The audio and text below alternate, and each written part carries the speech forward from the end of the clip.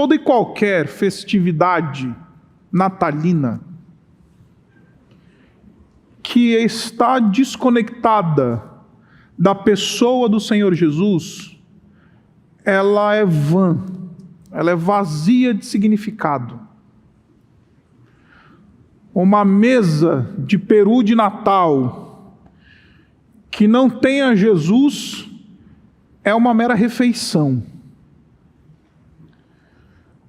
Um encontro familiar que não seja em torno da pessoa do Senhor Jesus Cristo é uma ocasião de sociabilidade, uma reunião meramente familiar. Nem um pouco diferente do churrasco que os palmeirenses fizeram ontem às 5 da tarde. Natal é sobre a pessoa do Senhor Jesus Cristo. A personagem principal do Natal é o Senhor Jesus Cristo. A obra principal realizada no Natal é a encarnação do Senhor Jesus Cristo. O que celebramos no tempo do Natal é a encarnação, o fato de que Deus, o Todo-Poderoso, soberano sobre todas as coisas, se fez carne e habitou entre nós. Ele decidiu se fazer homem, ele decidiu vestir a humanidade. Deus soberano fez-se homem, glorioso, visitou nossa miséria, rico, se fez pobre. Isto é Natal. Qualquer outra festividade desconectada deste significado é mero ajuntamento, é mera refeição, é mero encontro de família, é mero reunião. Ponto. Agora, quando a gente olha para o relato do Natal nos evangelhos, a gente encontra personagens no texto bíblico que participaram deste drama natalino. É verdade que a personagem principal é o Senhor Jesus Cristo. É verdade que é tudo sobre Jesus no que diz respeito ao Natal. Mas quando a gente olha para os relatos do Evangelho, a gente encontra outros personagens. Homens e mulheres que marcaram o seu nome na história porque reconheceram a centralidade do Senhor Jesus Cristo na história do Natal e acolheram essa centralidade em seus corações. E por causa disso, deixaram o seu nome registrado na história. Nesse tempo do Advento de 2021, nós vamos olhar para as personagens femininas dessa história. Nós vamos olhar para as mulheres que aparecem nessa história. Nós vamos olhar para aquelas que perceberam o Senhor Jesus Cristo a partir da sua condição de mulher, a partir da sua percepção feminina, a partir dos seus olhos de mulher. E então tentar aprender com essas mulheres a beleza do acolhimento do Senhor Jesus Cristo a partir de seus olhos. Por isso, nessa série que nós estamos começando hoje, que tem o título de Mulheres do Advento, nós vamos a cada domingo do Advento olhar para uma dessas personagens. E hoje, quando você viu essa divulgação que fizemos nas nossas redes sociais sobre a nossa série, você deve ter pensado, acho que eles vão falar sobre Maria, acho que eles vão falar sobre Ana, acho que eles vão falar sobre Isabel, acho que eles vão falar sobre outras mulheres. Aí no primeiro sermão é Eva. E você deve estar pensando, o que isso tem a ver? Porque até onde me consta, e aquilo que eu fui lá na escola bíblica dominical, me falaram que Eva apareceu muito antes, mas muito tempo antes, do Senhor Jesus aparecer na história. Como é que Eva pode ser uma personagem do Advento, sendo que ela apareceu num tempo muito, mas muito anterior à época do Senhor Jesus Cristo, aos dias em que o Senhor Jesus Cristo então foi encarnado pela Virgem Maria. A resposta ela é muito simples, meus irmãos. A resposta é o fato de que Eva foi o primeiro ser humano que testemunhou a promessa da vinda daquele que viria para pisar sobre a cabeça da serpente. Eva foi o ouvido primevo da promessa de que Deus iria remediar o mal e o pecado por meio de alguém que viria para pisar a cabeça da serpente. Olha comigo no versículo 15. Versículo 15 desse texto que nós acabamos de ler. Olha só o que diz o texto. Deus está falando com a serpente, mas ele cita a Eva. Olha só, ele diz: porém, inimizade entre você e a mulher. A Eva aqui. Entre a sua descendência e o descendente dela. Este ferirá a sua cabeça, e você lhe ferirá o seu calcanhar. O texto está dizendo para nós aqui que quando Deus ele começa a dar as consequências da entrada do pecado no mundo, para a serpente, para o homem, para a mulher, no meio de tudo isso, Deus ele vira para a serpente e fala: serpente, as tuas horas estão contadas. Você enganou Eva, é verdade. Por causa da tua tentação sobre ela, você levou a humanidade para o reino do pecado, para o reino da morte. Mas serpente, esta Eva, ela tem um descendente. Note que o versículo aqui diz assim, é descendente no singular, o descendente dela. O texto está claramente falando sobre Jesus. É um descendente, não é a descendência dela, é o descendente dela. E ele está dizendo: Eva, esta mulher tem um descendente. E este descendente, ele vai reverter todo o dano que você causou. Eva é a primeira grande personagem do advento, porque foi ela quem ouviu a primeira promessa que está na Bíblia acerca da pessoa do Senhor Jesus Cristo. Já no jardim, Deus falou: eu vou enviar alguém que vai pisar sobre a cabeça da serpente. Eva foi a primeira testemunha. Não somente ela foi a testemunha, como o texto está dizendo, Eva é a ancestral do Messias.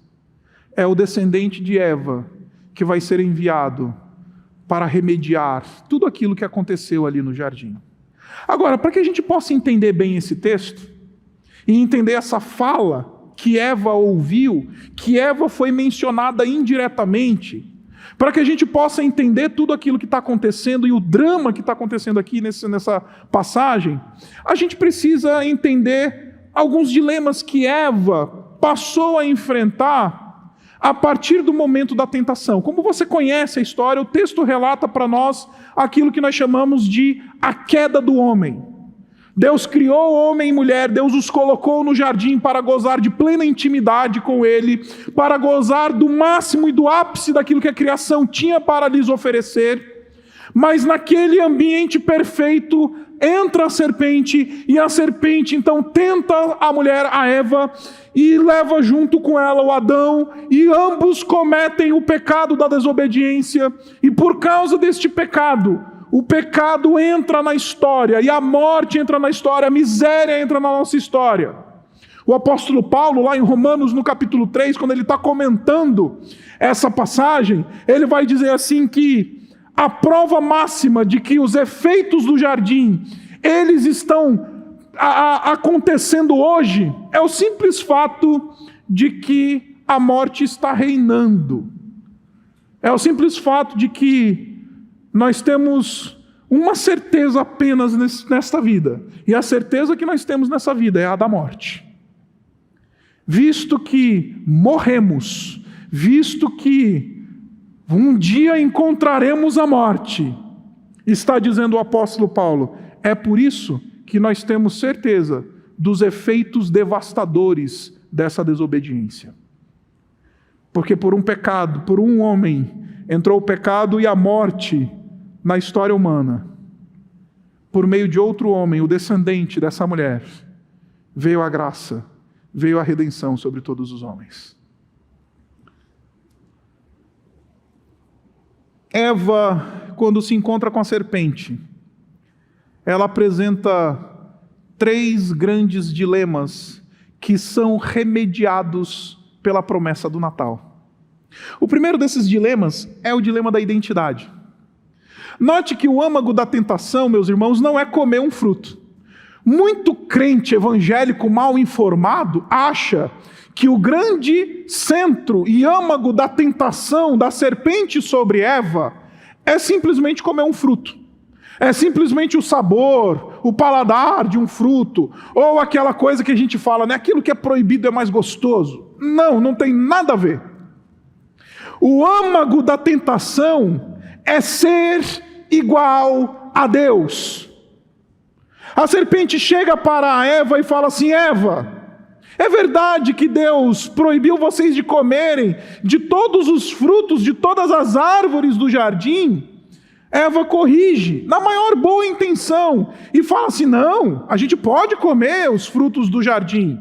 A gente não pode comer do fruto que está na árvore, da árvore que está no meio do jardim. Este fruto a gente não pode comer. A serpente vem e fala assim: é certo que vocês não vão morrer se vocês comerem desse fruto. A serpente simplesmente reverte a palavra de Deus. Deus disse: certamente vocês vão morrer no dia que vocês comerem da árvore. A serpente vem e diz: certamente vocês não morrerão. É uma inversão absoluta, uma reversão absoluta, uma negação absoluta daquilo que o Senhor Deus tinha falado. E então, a serpente fala uma coisa muito interessante para Eva. Ela diz assim: Eva, Deus sabe que no dia que vocês comerem deste fruto, vocês serão como Deus. Aqui está o âmago da tentação. Vocês serão como Deus. E deixe-me localizar você aqui, meu irmão e minha irmã. Eva foi criada de maneira perfeita. Você conhece a história. Deus faz o rascunho em um homem e melhora o produto na mulher. É o que o pessoal fala, e todo homem casado sabe que isso é perfeitamente verdade. Deus coloca homem e mulher numa posição elevada em relação ao resto da criação. Ele diz: façamos o homem e a mulher para que eles dominem sobre a criação, para que eles cultivem a criação. Eles vão exercer a minha liderança em meu lugar como os meus delegados sobre a criação. Homem e mulher foram colocados por Deus numa posição única em relação a todas as demais criaturas. Por isso que a vida humana, ela é muito mais importante do que qualquer outra coisa. A vida humana é mais importante do que a vida do seu pet. A vida humana, ela é mais importante do que as baleiazinhas. E não estou dizendo que a gente, então, por causa disso, tem que sair destruindo tudo, tem que sair matando tudo, tem que sair matando os nossos. Não, nada disso. Nós somos criados, inclusive, para preservar essas coisas. Preservar a criação, governar de maneira bondosa sobre a criação.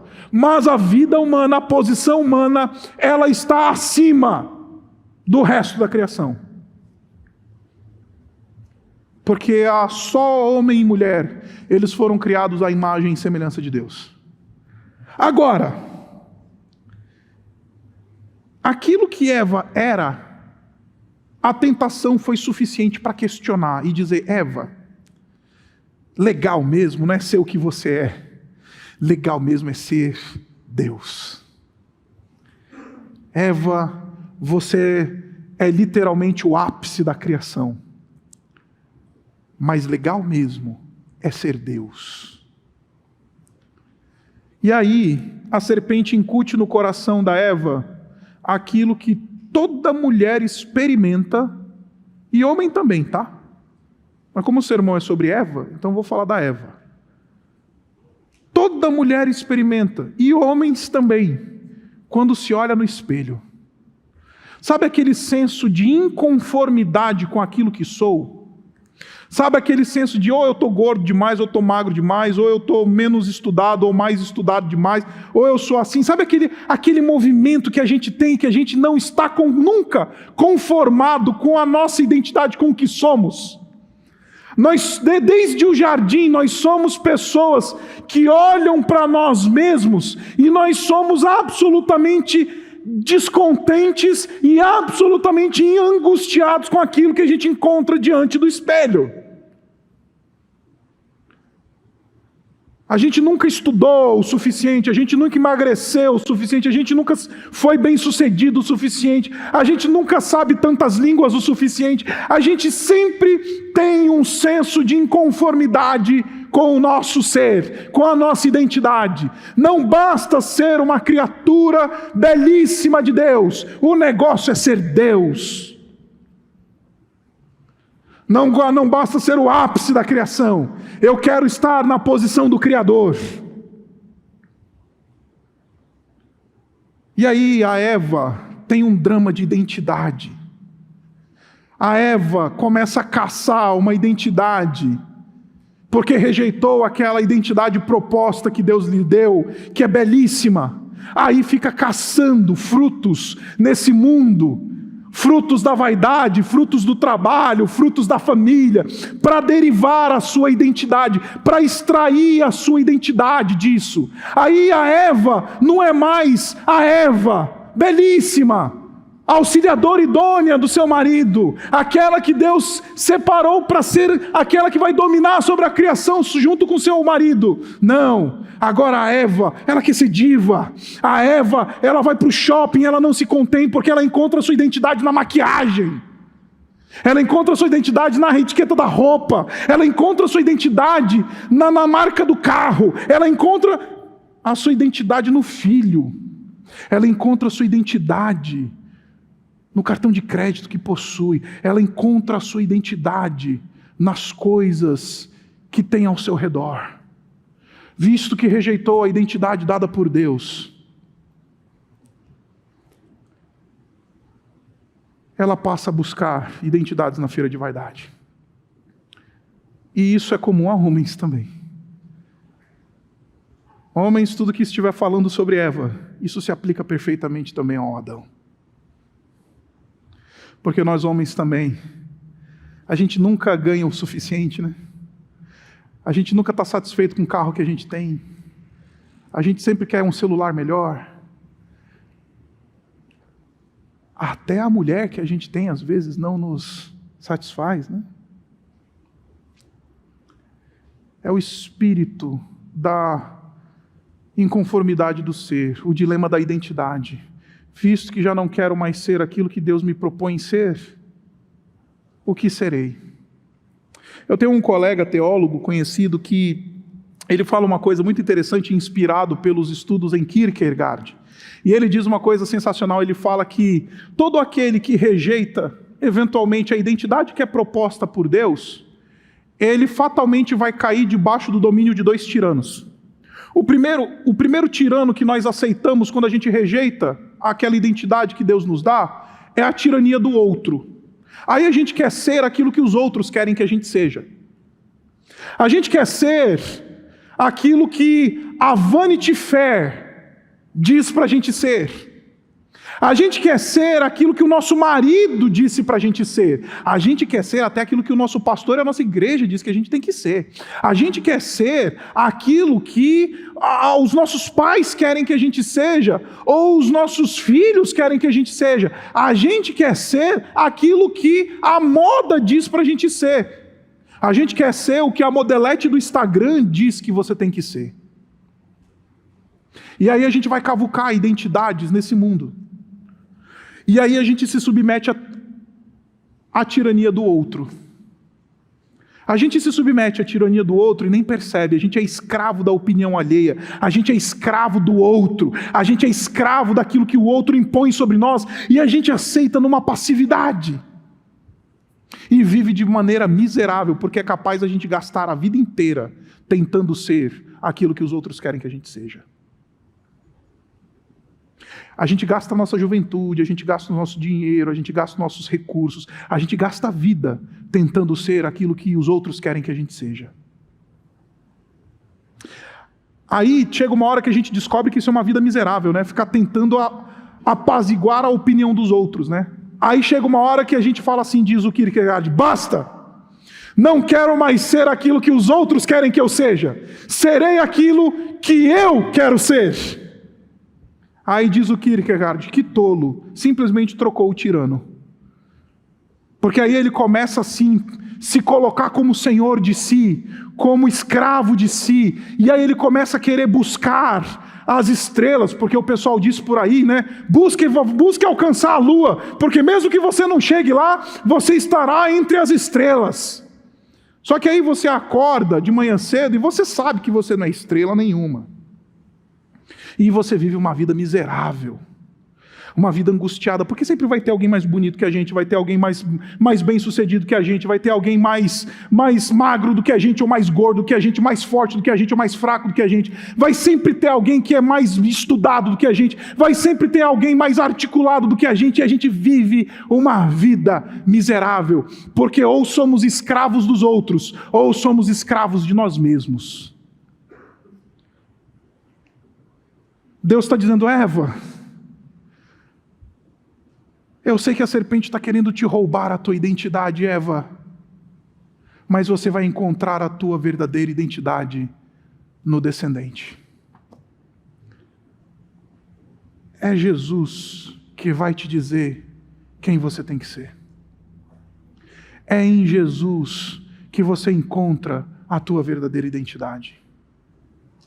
Vivemos uma época de machismo radical e feminismo radical.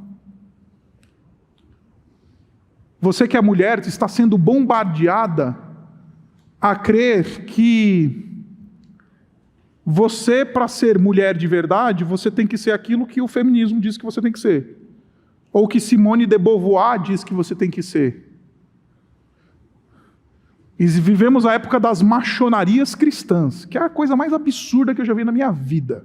É a coisa mais idiota que eu já vi na minha vida. A coisa mais antibíblica que eu já vi na minha vida. E a coisa mais perversa que eu já vi na minha vida, dentro no que diz respeito a ministérios de homens na igreja brasileira. Vivemos a época das machonarias.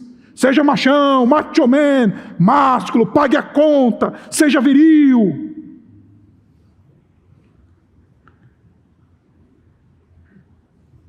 Propostas de identidades esvaziadas da pessoa do Senhor Jesus Cristo.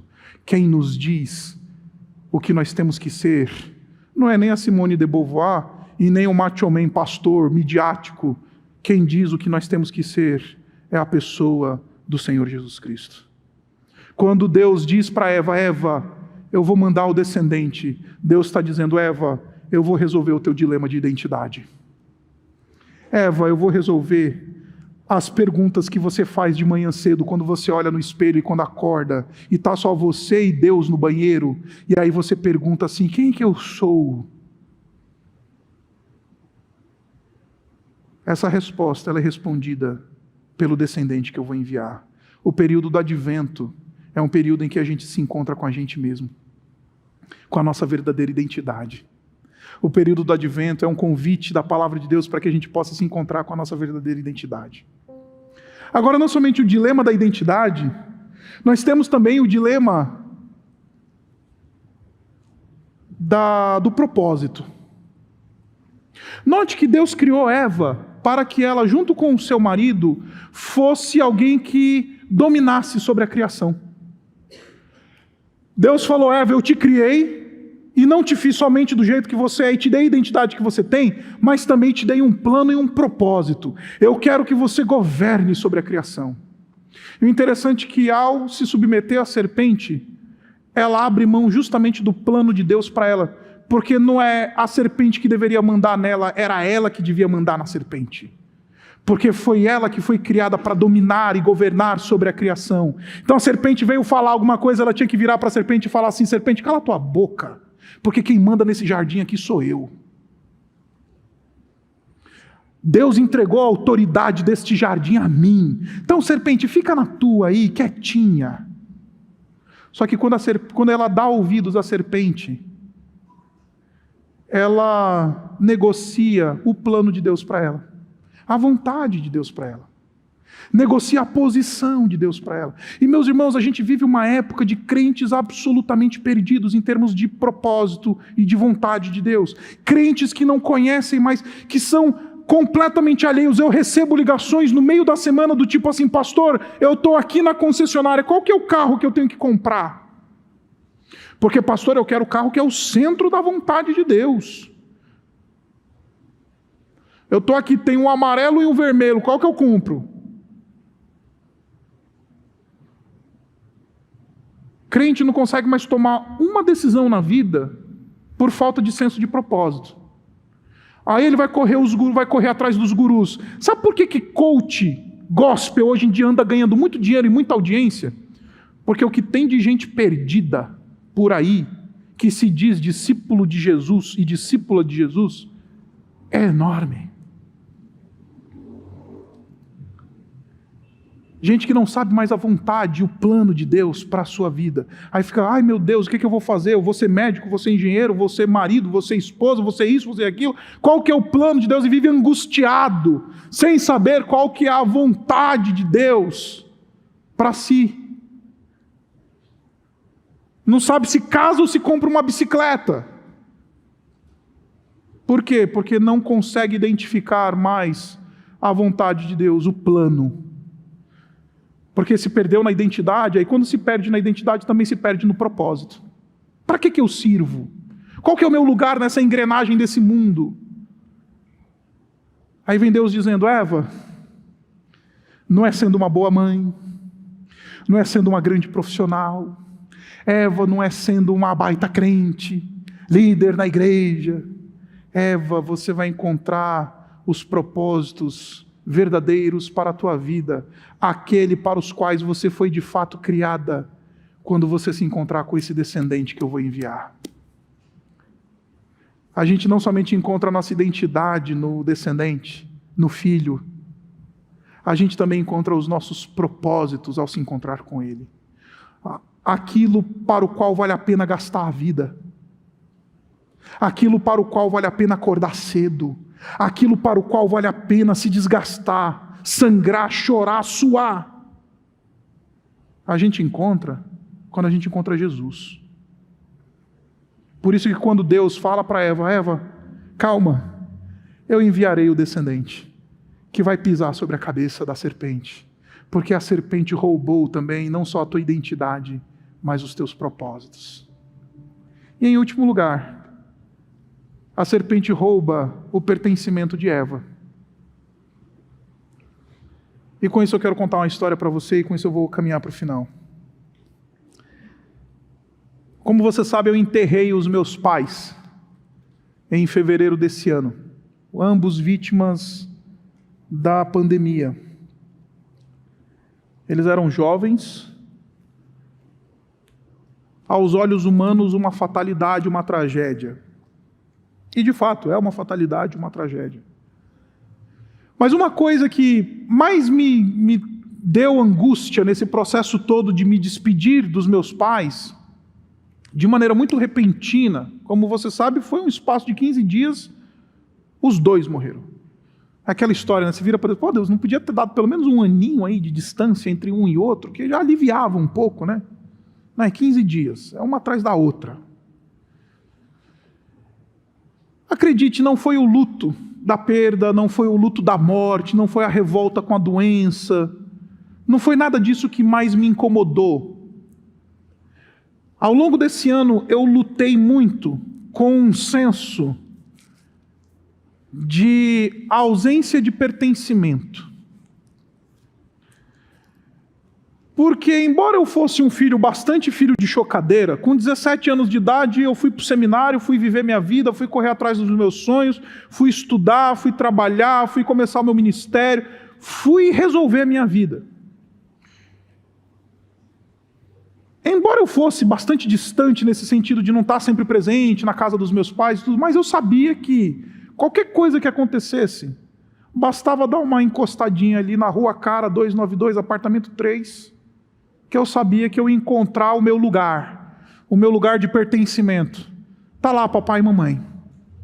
Está lá meu pai e minha mãe. Não dependo deles. Não preciso, graças a Deus, já me tornei uma pessoa autônoma e suficiente nesse mundo.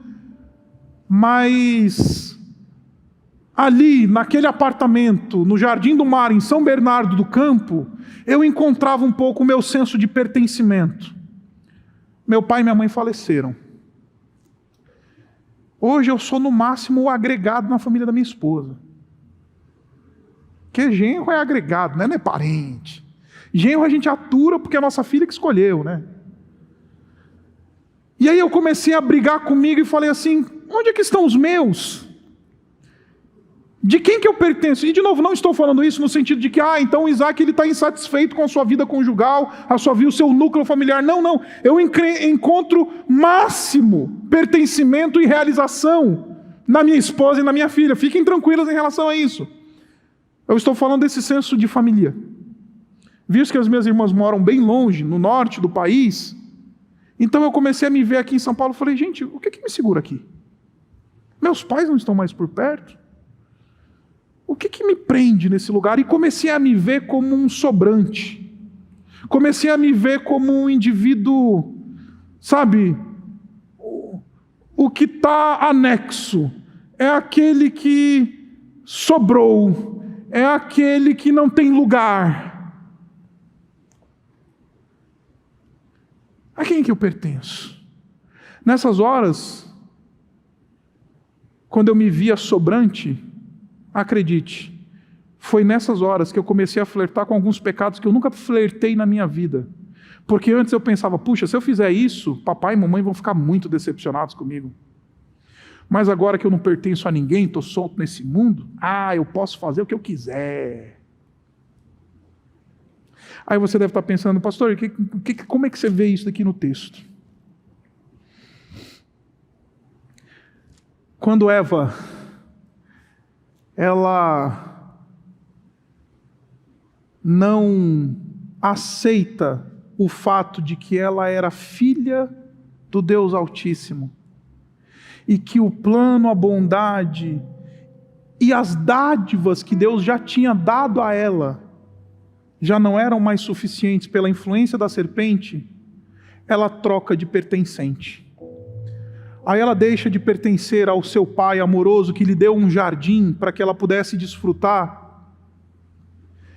E ela troca esse pertencimento pela voz de uma serpente que lhe engana. E lhe rouba esse senso de pertencimento. A tal ponto que ela vai se esconder quando o pai dela entra no jardim para saber o que aconteceu.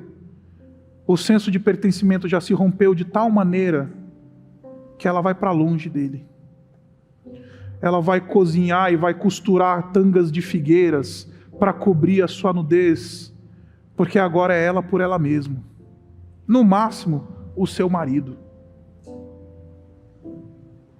Aí Eva deixa de pertencer.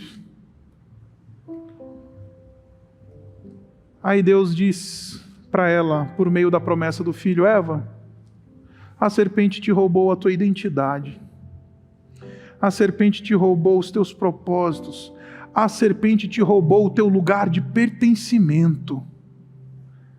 Mas deixa eu te falar, Eva, eu vou mandar um descendente. E ele vai te devolver tudo isso. Porque ele vai levar para a cruz a maldição do que não tem identidade. Ele vai levar para a cruz a maldição do que não tem propósito. Ele vai levar para a cruz a maldição do que se vê sobrante, porque ele se viu sobrante. Ele falou assim: Deus meu, por que me abandonaste? Eu estou sobrando. Porque ele sobrou, Eva, eu vou te acolher como filha. Porque ele não encontrou alguém que ele podia chamar de meu, porque ele não tinha um lugar para reclinar a sua cabeça, porque ele era de todos o mais avulso. Eu vou poder te acolher na minha família, Eva. Eu vou poder te trazer e te chamar de filha. Eu vou poder te devolver tudo aquilo que a serpente te levou. É na cruz do Senhor Jesus Cristo, ajoelhados nela, no pé da cruz, que a gente se encontra com a verdadeira identidade que Deus tem para nós. Quem que eu sou? Talvez você se pergunte. A resposta está no Filho. Quais são os propósitos para a minha vida? Para o que vale a pena sangrar, suar, trabalhar, acordar todo dia, pegar busão, ralar? Para quê? A resposta está no Filho de Deus. Onde é que eu encontro o meu senso de pertencimento, pastor? A resposta está no Filho de Deus. Eva, eu vou te dar um descendente. E ele vai te devolver tudo aquilo que te foi roubado. Por isso, no período do Advento, a gente se encontra com Jesus. E aí quando a gente se encontra com Ele, a gente descobre quem a gente é. E aí a gente olha para o espelho e não fica mais perdido. A gente olha para a agenda e sabe o que vale a pena e o que não vale. A gente olha para o lado e encontra senso de pertencimento. Eu sei a quem pertenço. Eu sei o meu lugar de pertencimento. Eu sei o preço que foi pago para que eu pudesse ser chamado filho. Por isso, a gente celebra o descendente, o ancestral da Eva. Porque, meus irmãos, eu e você somos Eva. A gente luta com a nossa identidade. A gente luta com os nossos propósitos. A gente luta com o nosso senso de pertencimento. A resposta, Eva, é o descendente que eu vou enviar. E sabe a serpente que te roubou tudo isso? O meu filho vai pisar na cabeça dela. E aí eu vou te devolver propósito, identidade e pertencimento. Abaixe sua cabeça. Vamos orar. Obrigado, Pai, pela Tua palavra. Obrigado pelo Teu amor. Obrigado porque a promessa do descendente é uma promessa que nos devolve aquilo que perdemos no jardim. Por isso, Pai, ajuda-nos a não nos encontrar com Eva hoje. Queremos nos encontrar com o descendente, com Jesus. Queremos nos encontrar com aquele que nos acolhe como irmãos e nos dá o mesmo Pai. Queremos encontrar aquele que pode nos direcionar para onde devemos ir. E podemos encontrar aquele que nos devolve aquilo que realmente somos. Por isso, Pai, que nesse advento possamos experimentar a bênção dessa devolução graciosa, generosa de Jesus a nós. Nesse período do advento, acima de todas as coisas, ao nos encontrar com Jesus, a gente possa se encontrar com a gente mesmo. Obrigado porque Jesus ele experimentou o senso de abandono para que nós pudéssemos ser acolhidos. Obrigado porque Ele morreu. E obrigado porque Ele ressuscitou ao terceiro dia, para que aquilo que nós perdemos no jardim, nos fosse devolvidos hoje, já por meio da fé em Cristo Jesus. Obrigado porque Ele vive. Obrigado porque Ele reina para sempre. Obrigado porque esse Jesus é o lugar onde nós nos reencontramos. Nós oramos no nome dEle. Amém.